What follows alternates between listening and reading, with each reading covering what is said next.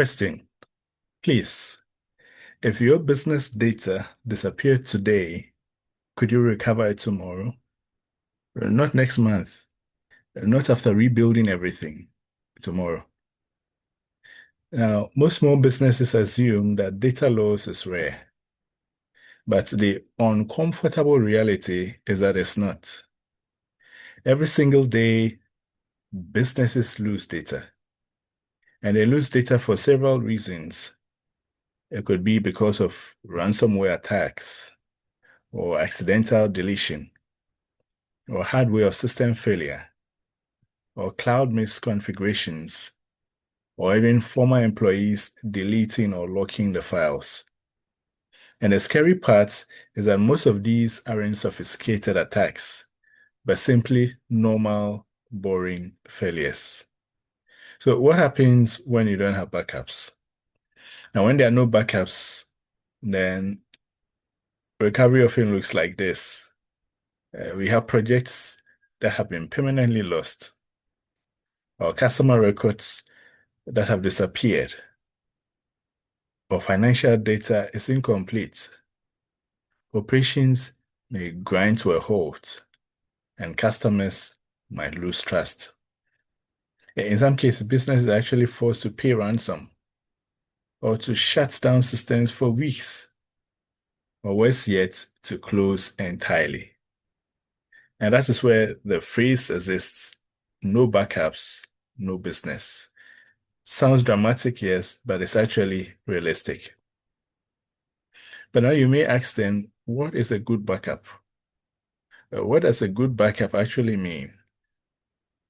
Here too, we need to clear up a common misunderstanding because some have the view that having files that are in the cloud means that automatically they are backed up. But that's not sufficient because a real backup strategy has four non-negotiable elements. What are these elements? First, that it should be automatic. A good backup must run without human intervention. Because if someone has to remember to do it, it will eventually be skipped. Wouldn't you agree? The second element is that it should be regular. If there's critical data, it should be backed up daily at a minimum. To back them up weekly is often not enough.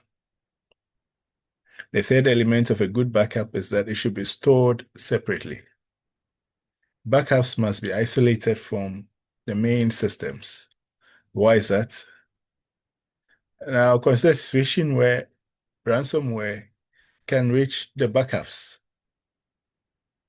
and then having the backups effectively become useless.